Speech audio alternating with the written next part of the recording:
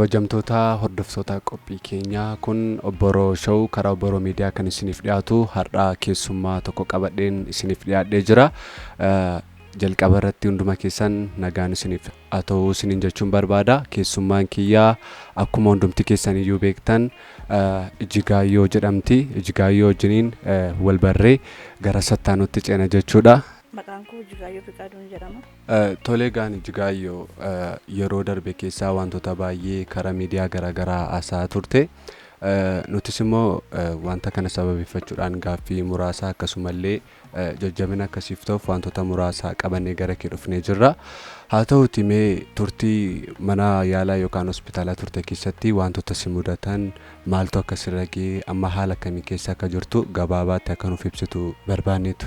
Akkuma amma jettee turte mana yaalaa baay'een ture gara ji'a tokko fixuuf torbee tokko hanqiseen galee achi ciisaan ture amma immoo gara tokkotti erga adda ba'ee booda gara mana jira gara mana koo ciisaan jira. Haala namaa keessa jiru baay'ee rakkisaaf haala sodaachisaa keessa jira. Namni na bukkee jirus hin jiru.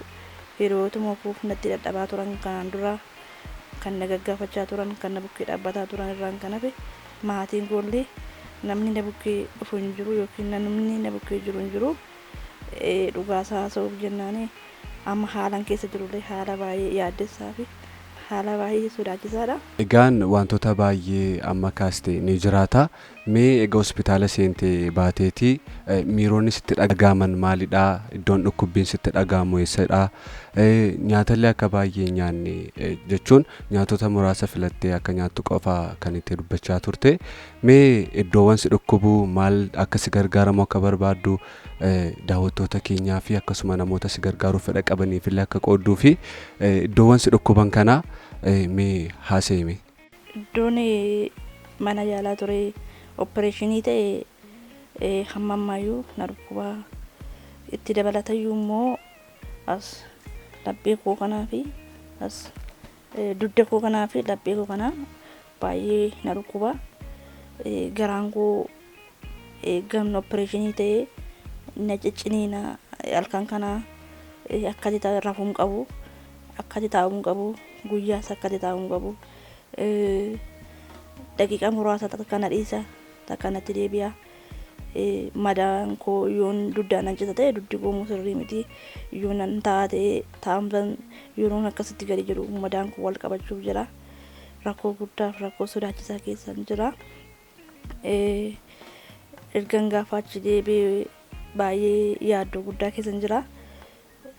Gara itti galagaluun qabu abdii guddaa taasifaa guddaan qabu jechuu barbaadeenii erga akkas ta'ee booda Waaqayyoo gara barbaadeetti na baasuu kan jiru yaada koo hundumaa gara Waaqayyootti fidadheen jira. Amma haalan keessa jiru haala rakkisaa haala sodaachisaa haala yaaddoodha. Utuu iddoo madaan koo duwwaan na dhukkubee na dhiisa ta'e doktoroonni kun akkuma natti dadhabaa turan akkuma bulaawwan koo nageessaa turanis ammas nageessuu danda'u. Ammoo qilleensa sababii danda'ee baafachuu hin danda'u. Nyaata yoo nyaadhee lapheen koo gannan darbu arraba koorraa akka kana ta'ee jira. Amma fakkeenyaaf yoo nyaadhee nan darbu oolla fiduu kaa garaan koo wajjin ciniina achi immoo asii laphee koo fi dugdi koo fi lapheen koo walitti na dhukkuba. Kanaaf haala isaa duraa homaan jedhamu jedhamee amma abdii qabuyyuu amma immoo haala gadhee haala sodaachisaa sababii keessa jiruuf yaada koo karaa kanaan ibsachuu barbaada. Tolee gaan Ijigaayyoo mee namoonni biyya keessa jiran illee biyya alaallee uummati Oromoo karaa maalii akka si deeggaran barbaadda? Ammas kanan siniin jedhu bakka nama jiru keessa harka koo qabaa na baasa. Erga harka koo qabdanii na baaftanii booda na gaduu dandeessu malee amma akkasitti ansii jira jechuun keessan waa'ee naaf hin baasu. Innan ammachuu barbaadu isheen xumuraa yookiin ijoo guddaan mana keessatti boqodhu mana namaa keessatti kiraayii keetti nan ajjeesisina. Uummanni Oromoo adaraa nama nabdadu tokkoyyuu hin qabuun ilaa kanan sinitti himuu danda'u nama tokkoyyuu nabdadoon uummata Oromoo godhu waan abdadha. ani Oromoodha. Bifa waaqayyo bifti waaqayyo itti na uumeen immoo wanti hin jira akka bifa fakkeenyaa isaatti na uume. Eega na uume immoo Oromoo godhee na uume. Oromoon koo nan gatu. Kanaaf wanta qabuun Oromoon koo sumuunii haa ta'u dumbulloo haa ta'u mana naaf bitu.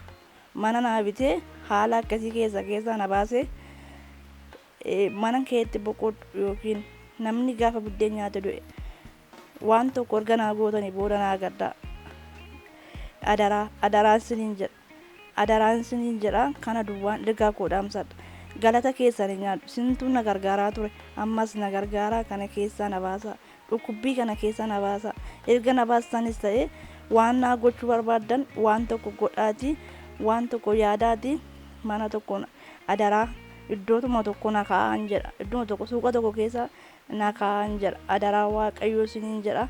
Haala haqimii koo yookaan fayyaa koo wajjin wal qabatee qorraa nyaanni nama naaf fiduun qabu hiraatii utuu nyaatiin nan bulaa qursiillee utuu nyaatiin akkuma waaqayyo naa kaasetti namoota manatti dadhabantu naaf dhufaa fida malee akkasuma waan nyaadhu kanafaa waan dhuguu kanafaa namoota waaqayyo sodaatantu natti dhiyaate naaf fida malee haala akkasii faa na hanqatee jira. Haala guddaa keessa yookiin haala rakkisaa guddaa keessa sababiin jiruu fi yeroo akkas sireerraa bu'ee faa akkas gadi ba'uuf jedhu qorrinadha. Manni didillaadha qofaa koon jiraadha qofaa koon gadi ba'ee ol galaa haala jibbisiisaa haala hadhaa keessa sababiin jiruuf kanafaa naa hubachuudhaan giddu galeessa godhattanii akka naa hubattan adaraa waaqayyo siniin jedha. Amma bakka hin galu asfaaltiirraa baay'ee fagoodha. Namni itti du'eeyyuu dhufee mana kana keessaa na baasu hin jiru. Isumaan kaleessa fa'aa iyyaa oolee isuma egaa opereeshinii ta'ee du'uufni bishaan namni natti dhaqullee namni nan dhabee akkasuma nama sireerraa kan na buusellee gara shintimeetii nama nageessu nan dhabee karaarraa fagoo sababii hin ta'eefi sababii asfaaltiirraan gallee fi tu asfaaltiirraan gala ta'ee namni na argaa namni na hubata maal taatee naan jira fagoo hin jiraadha karaarraa fagoodhaan sababii hin ta'eefi karaa kanaa illee namni kallattii barbaadeen waan qabuun waan isarra jiruun waan jigaayyoo kanaaf kanatta jigaayyoodhaaf kanatu mijata kan jedhu utuu na bukkee dhaabbate kanaafaa haasa'uu barbaada. Jigaayyoo rakkina ishee haala kanaan haasofteetii jirti. Maarreen egaa nuti immoo uummanni Oromoo biyya keessa jirru akkaawunti nambarii lakkoofsa bilbilaa ishee iskiriinii jalatti barreeffamee jiruuni jigaayyoo bira haa dhaabbannu haa deeggarru haa jajjabeessinu siif jirraa ittiin haa jennu isiniin jenna. Erga duunee wal gargaaruu irratti jirru wal gargaaruu haa godhannu isiniin jenna. Ammas gara jigaayyootiin isin deebisa. Uummanni Oromoo kanaan dura yeroo mana yaalaa ciisaa tures kanaan dura yeroo obboleessi koo miidiyaan Lattoo TV interview na godhes na deeggaraa turtan waaqayyo gatii keessan guddaa isiniif haa kaffalu. Uummanni Oromoo koo biyya alaa keessa jirtan biyya alaas kan jirtan biyya keessas kan jirtan kan bifa isaanis malkii isaanis kan hin beekne daawwaltanii illee ayisoo kan naan jechaa turtan amma qabdan illee kan na gargaaraa turtan galata guddaa narraa qabdu kan koo miti waaqayyo galata guddaa isiniif haa kennu.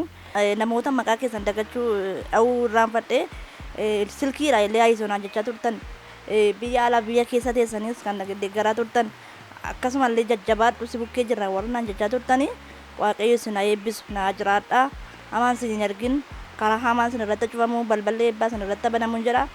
Boroo miidiyaa baay'ee si galateeffadha. Maaliif si galateeffadha haala akkasii keessatti haala yeroo namatti hin tolle haala maara hadhaa keessatti dhuftee nama ergitee na ilaalsuu keetii fi ijji waaqayyo teessoo irra taa'ee si haa ilaaluun jira. Yoomiyyuu rakkina hin argin dhalli kee manni kee jireenya bashannana haa jiraatu. Waaqayyo si haa eebbisu hamaan sin argatin balballi haaraa balballi eebbaa irratti banamu. Maqaan koo Ijjiguu jedhame akkuma naa baname Ijjiguu Fiqaaduudha. Kan ani itti dhaladhee guddadhe Jigaayyoodha kan abbaan koo baatee konaa laatanii akka dogoggora sinitti hin taane jedheen sinitti hime. Kanuma karaan na hubachaa uummanni koo kan na bukkee dhaabbattan adaraa siniin jedhamas harka duwwaan jira ammas harka koo isinitti bal'iseen jira ammas sin malee nama hin qabu sin malee lafa hin qabu sin malee jireenya hin qabu sin malee midhaan hin qabu sin malee wayyaa hin qabu ammas harki koo gara keessanitti hiixatee jira uumama kana laalaati biraan darbinaan isiniin jira utuu akka keessan fayyaa ta'ee dhaladhe anis nan gargaara nama anis nan gargaara akkuma keessan hojjedhee biyya eessaa taa'ee nan gargaara egaa harka waaqayyoo na uumeetiin dhoshedhee tolee fudhadhee waan jiruufi uumamu kootu sababii hin gaddineef hin gaddus harka isaan na uume na jaallata waaqayyo isinis na biraa hin hafina na jaalladha isinis na bukkee dhaabbadha harki koo duwwaadha harki koo waan tokko irra hin jiru amma. Egaan Ijjigaayyoo waan baay'ee kaastee jirti. Nunis immoo warreen harka keenyarraa waama xiqqoo qabnu utuu amantiidhaan waliin qoodiini utuu sabaa waliin qoodiini Ijjigaayyoo bira haa dhaabbannuun ergaa keenyadha. Akkaawunti nambariin Ijjigaayyoo maqaa Ijjiguu Fiqaaduu jedhuun akkuma isheen amma kaasaa turte ni jira. Akkasumallee lakkoofsi bilbilaa ishee as iskiriinii kana jalatti ni barreeffama. Hundumti keessan bilbiltanii fi hundumti keessan akkaawunti nambarii ishee kanarraa hamma humna keessanii gargaaruudhaan Ijjigaayyoo bira haa dhaabbannuun ergaa keenyadha. Guddaa galatoomaa isiniin jenna.